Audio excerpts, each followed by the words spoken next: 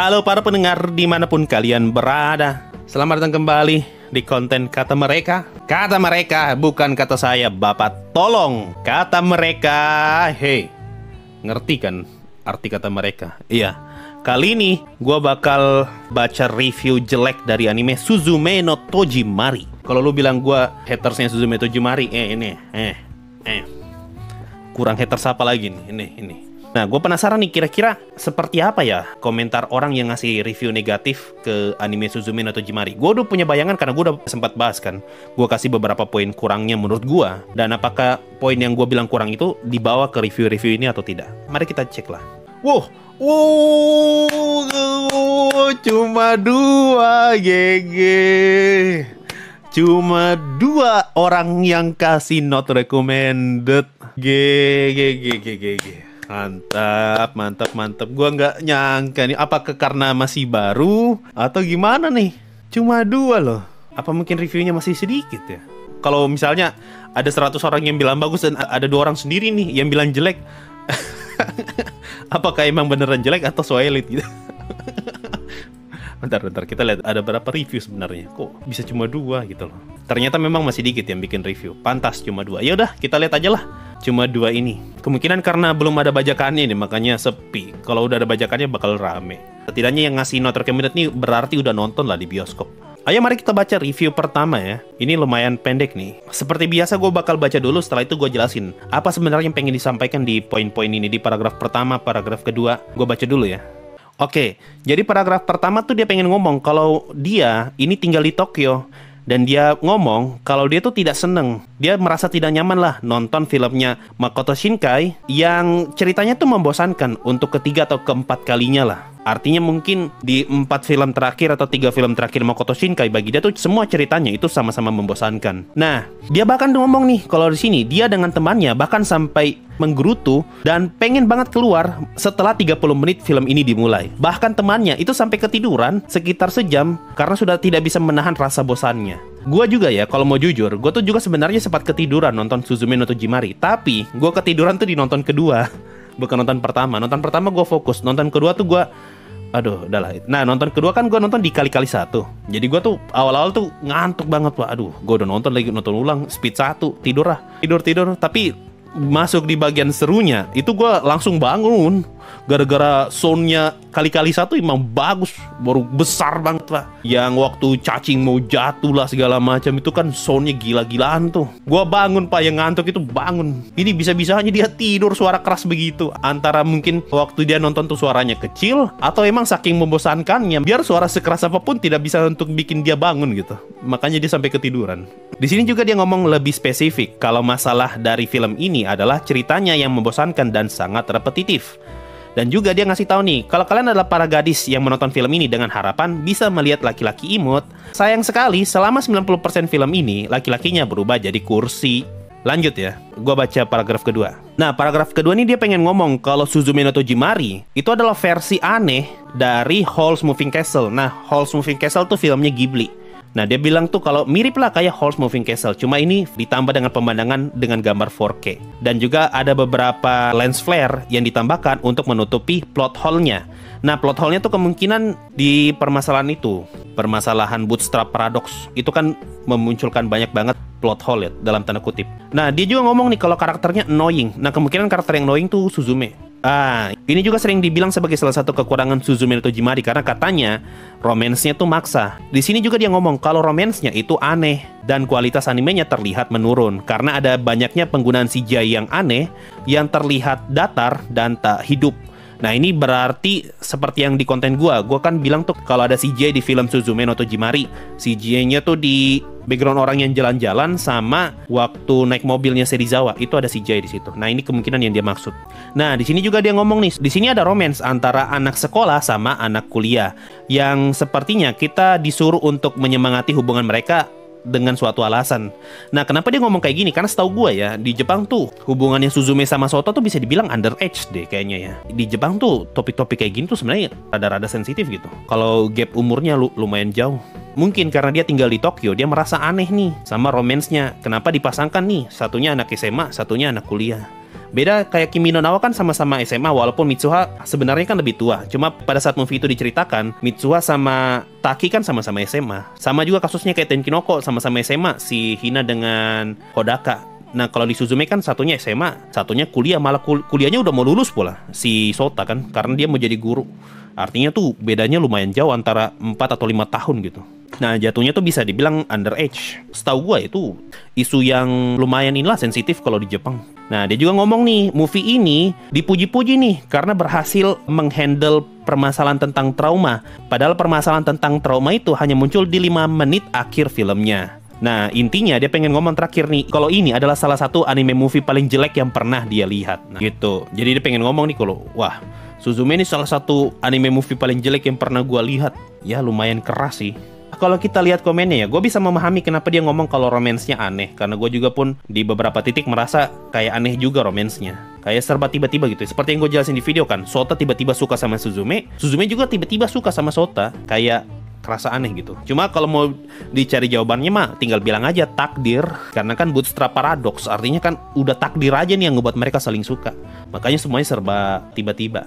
Persoalan CGI pun ya gimana ya, seingat gue tuh di Kimi no Na wa sama Tenkinoko tuh nggak ada CGI. Jadi waktu tiba-tiba muncul CGI di Suzume no Tojimari, ya mau tidak mau itu bakal bisa jadi nilai kurang dari Suzume. Tapi harus dimaklumi juga karena pada saat itu memang lagi masa-masa pandemi waktu Suzume dibuat. Cuma itu nggak bisa jadi pembenaran sih untuk membenarkan kekurangan itu. Kita lanjut ke komentar terakhir nih. Cuma 2. Biasanya banyak nih cuma 2. Mungkin gara-gara masih susah ditonton ya. Gue baca dulu ya. Oke, paragraf pertama tuh dia pengen ngomong kalau dia adalah fan-nya Makoto Shinkai. Cuma dia mengakui kalau movie Suzume no Tojimari adalah movie paling lemah yang pernah dia buat. Nah, satu hal yang kurang dari Makoto Shinkai di film-film sebelumnya adalah penulisan ceritanya. Tapi masalahnya kalau di Suzume, yang kurang tuh bukan cuma di penulisan cerita, tapi secara visual dan musik juga kurang. Nah, ini kurang lebih sama kayak yang gue ngomongin juga nih kalau soal lagu sih. Sebenarnya bukan musik, lagu aja yang kurang. Visual kurang, mungkin dia pengen itu ngomongin lagi soal CGI sih. Kalimat kedua tuh dia pengen ngomong film Makoto Shinkai yang kali ini bisa dibilang secara cerita mirip-mirip lah seperti 2 film sebelumnya. Mungkin karena temanya sama ya, sama-sama bencana kan. Cuma bagi dia ini film tuh kayak kerasa kurang aja. 2 jam nih terlalu kurang, terlalu padat ceritanya gitu. Nah saking padatnya kayak yang mau diceritakan tuh kurang semua. Nah dia kayak ngomong nih, ceritanya tuh sedikit dipaksakan. Adanya subplot romance yang terasa awkward dan juga adanya segmen tentang pencarian jati diri, sama juga permasalahan tentang trauma. Nah masalahnya, semua permasalahan itu tidak mempunyai cukup waktu untuk di-develop dan pada akhirnya berakhir tanpa adanya emotional payoff. Seperti yang gue bilang di video tentang Suzume, di prolognya tuh kerasa cepat aja. Andai kan mungkin dibikin lebih lama, jadi kita bisa lebih relate gitu dengan ceritanya. Karena kurang lebih sama lah dengan yang ngomong ini 2 jam terlalu padat gitu. Coba agak dipanjangin dikit. Kalau gue sih panjangin di prolog ya, biar si romance-nya bisa masuk. Nah, lagi-lagi tuh romance diangkat lagi soal romance yang awkward. Apa istilahnya kalau kalian ngomong tuh romance-nya dipaksakan. Nah, kalau kalimat ketiga, dia tuh memuji soal visual dari film Suzume ini. Pokoknya tuh bagus banget. Cuma sayang, visual dari Suzume itu masih kalah bagi dia ya sama visual di Tenkinoko dalam hal atmosfer sama visual. Jadi bagi dia secara visual, Tenkinoko masih di atas dari Suzume. Nah, satu hal lagi yang dia apresiasi adalah sound design sama sound effect yang bagi dia tuh sempurna. Bagus banget di film ini. Iya, gue harus akui kalau memang sound effectnya, apalagi waktu di gempa tuh yang di Tokyo, tiba-tiba boom. Itu kalau lu nonton di bioskop yang speakernya betul-betul keras, getar pak itu kursimu. Gue nonton di Cinepolis kan, getar itu kursinya Cinepolis. Ya, gue setuju kalau ini emang bagus. Cuma sayang lagu. Kenapa dari tadi tidak dibahas lagu kah? Apa cuma gue yang merasa lagunya? Ini dia baru juga gue ngomong. Dia udah bahas musik nih.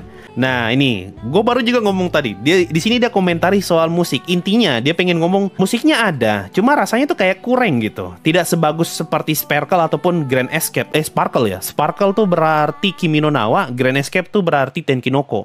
2 musik itu tuh bagus banget. Cuma sayang di Suzume tuh kayak momen itu nggak ada. Nah bagi dia mungkin ini salahnya tuh di plotnya bukan di musiknya. Makanya musiknya tuh nggak bisa masuk di anime Suzume no Tojimari ini. Tidak seperti di Kimi no Na wa sama Tenkinoko. Bahkan dia ngomong nih, ada beberapa lagu yang diulang-ulang terus nih. Nah lu pasti semua yang udah nonton Suzume pasti tahu lagu apa yang diulang. Yang itu tuh Nah, itu kan diulang terus. Nah, di sini dia ngomong nih, ada reusable notice soundtrack. Dan di kalimat terakhir dia ngomong, gue berharap semoga film Makoto Shinkai berikutnya tuh lebih bagus lah dari segi penulisan. Tapi kalau soal visual mah bagus. Jadi kalau lu pengen nonton anime ini buat nyari visual, ya lu bakal terpuaskan. Nah, itu tadi tuh 2 komen untuk konten. Woi, pendek banget ya. Suzume Tojimari, anime jelek kata mereka.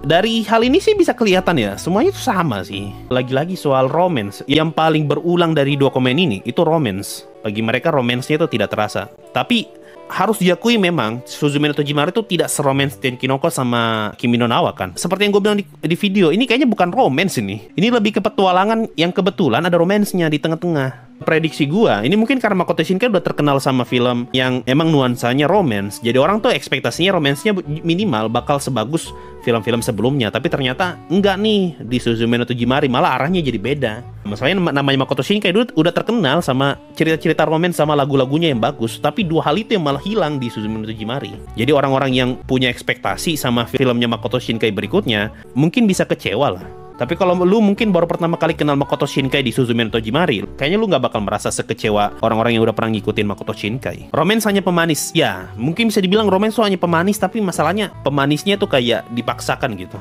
Ya, ekspektasi orang mengenai Makoto Shinkai adalah romance. Ya, karena emang dia terkenal sama romance kan. Tapi tiba-tiba di Suzume Tojimari, ini romance-nya kayak nggak sekental sebelum-sebelumnya nih. Jadi kerasa aneh. Kalau aku ekspektasinya pengen dengar lagunya yang dimasukin ke cerita plotnya gitu bang. Maunya soalnya enak didengar. Iya, gue juga ekspektasinya kayak gitu. Tapi ternyata kagak kan. Nah, itu juga jadi salah satu poin yang disampaikan kan sama salah satu orang yang ngasih review tadi. Kalau musiknya tuh nggak sekena di Kimi no Na wa sama Tenkinoko. Padahal Makoto Shinkai udah 2 movie berturut-turut nih, lagunya bagus-bagus semua nih. Giliran movie ketiga, lagunya malah kurang. Sayang, jadi gimana ya? Nanti kalau misalnya Makoto Shinkai bikin movie keempat, Garden of War tidak usah dihitung ya. Maksudnya setelah dari Suzume Tojimari, ya ekspektasinya bakal turun lah. Bakal jatuh lagi ekspektasinya. Aduh, gue mau berharap tinggi nih, tapi nanti kayak Suzume lagi. Oke lah, misalnya Kimi no Na wa tinggi banget nih, Tenkinoko juga nggak beda jauh masalahnya. Kalau soal lagu, nggak kalah nih Kimi no Na sama Tenkinoko. Giliran Suzume malah kalah banget dari soal lagu. Ya jadi kalau tiba-tiba Makoto Shinkai pengen rilis film berikutnya, ya kayaknya kita harus turunin ekspektasi lah. Jangan terlalu berharap sama lagu, karena jatuhnya nanti kayak Suzume gini. Kita udah, wah lagu bagus. Ya ternyata kurang. Sensei, kerasa nggak kalau ceritanya Suzume agak kurang nendang? Seolah-olah udah gitu aja, habis kelar. Iya, endingnya kayak gitu. Cuma ketemu udah habis. Karena gini, kalau menurut gue ya, apa yang bikin endingnya Suzume itu kurang? Karena endingnya Suzume itu betul-betul sebentar. Kalau lu pukul mundur ke Kimi no Na wa tuh masih ada momen yang bikin greget di endingnya. Waktu si Taki sama Mitsuo mau ketemu, yang Moskos Dake Dei. Baru setelah itu ketemuan nih di kereta. Boku wa time fulaya. Nah, itu waktu ketemu di kereta itu kan greget tuh nontonnya. Itu di ending ditaruh. Tenkinoko juga sama. Itu juga di ending tuh ditaruh waktu si Hodaka mencoba mencari pembenaran atas tindakannya tuh yang menyelamatkan Hina. Kan Tokyo tenggelam nih. Hodaka tuh masih bingung nih, apakah yang kita lakukan ini benar? Waktu dia lihat Hina, tiba-tiba muncul lagu Sekai wa chii sana katani. Baru Hodaka ngomong, iya, yang kita lakukan ini pasti benar. Langsung ada dialognya Hodaka di situ, jadi bikin greget momennya. Nah, Suzume begitu doang ditutup, habis. Cuma Suzume tik kunci rumah, buka kunci sepeda, naik sepeda, turun. Baru dia ngomong Okai Rinasai ka apa? Dia bilang selamat datang ya, atau selamat pulang gitu. Udah habis. Skor Suzume harusnya 7 ke bawah. Enggak lah, masa 7? Visualnya bagus banget, musiknya bagus, nggak bisa 7. 8 udah normal lah. Bagi gue 8 masih bisa diterima, karena visualnya ngangkat banget sama sound effect-nya. Kalau 7 ke bawah sih, itu kayaknya terlalu berlebihan. Balik lagi ke soal endingnya Suzume ya. Endingnya Suzume kan gitu doang. Suzume cuma terkunci pintu, buka kunci sepeda, naik sepeda, turun. Baru dia ngomong tuh ke Sota, selamat pulang. Lah, tidak ada tuh momen-momen greget yang kayak di Kimi no Na sama Tenkinoko. Tidak ada juga lagu-lagu greget gitu yang epic banget untuk jadi penutup dari filmnya. Tidak ada, santai betul. Bahkan lagunya Retim yang dipilih juga kan yang santai tuh. Gimana ya lagunya itu? Gue bahkan tidak ingat karena tidak memorable lagunya Requiem yang di akhir tuh. Itu yang bikin perasaan waktu nonton Suzume tuh kayak lah gini doang, kayak nggak ada yang nendang gitu di akhir. Maklum bang, dibikin pas pandemi. Aduh, kalau misalnya alasannya gara-gara pandemi, kenapa nggak diundur aja gitu sampai setahun 2 tahun, tidak masalah. Yang penting filmnya perfect gitu kan, betul-betul sempurna. In my opinion, scene di Suzume juga nggak begitu memorable. Paling cuma di Ever After sama di Tokoyo doang. Sisanya meh aja menurut gue. Ya, emang betul-betul scene yang kayak kalau kita nonton tuh kita ingat banget ya di Tokoyo. Selebihnya apa ya? Paling kan cuma jalan-jalan doang soalnya. Sensei nonton 3 kali Suzume masih ketawa sama komedinya. Masih. Tapi komedinya dapat banget sih. Masalahnya kita nonton Makoto Shinkai itu bukan berharap komedi.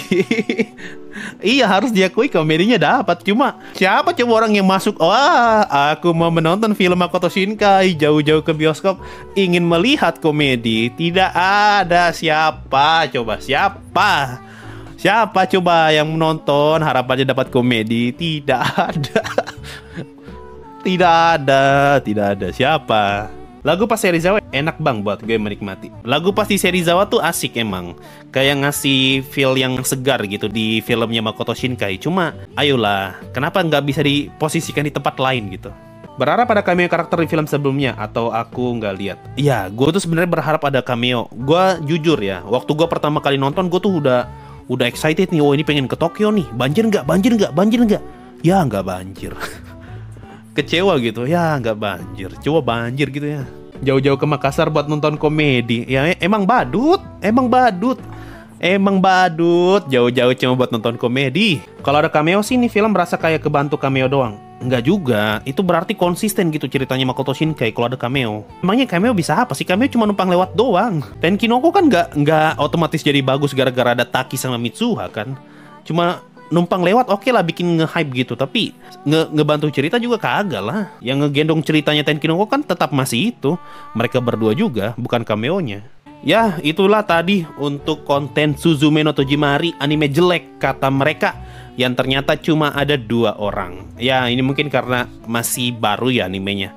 Jadi yang nonton pun belum banyak, jadi belum banyak juga yang ngasih review. Palingan harus nunggu 1-2 tahun lah baru mulai rame lagi reviewnya. Dan kemungkinan skornya Suzume bakal bisa lebih turun lagi daripada sekarang. Ya, seperti itulah tadi. Kurang lebih poin-poinnya sama dengan apa yang gue sampaikan di video tentang Suzume ya. Mirip lah yang gue coba sampaikan dengan yang mereka katakan di review-review ini. Kalau menurut kalian gimana tentang Suzume no Tojimari, kata mereka anime jelek? Apakah kalian setuju dengan yang mereka katakan, atau justru kalian tidak setuju? Atau ternyata gue menggiring opini seperti kata-kata anak-anak itu? Thank you semua yang udah nonton sampai detik ini ya. Sampai jumpa di kata mereka yang lain. Bye-bye. Bye-bye.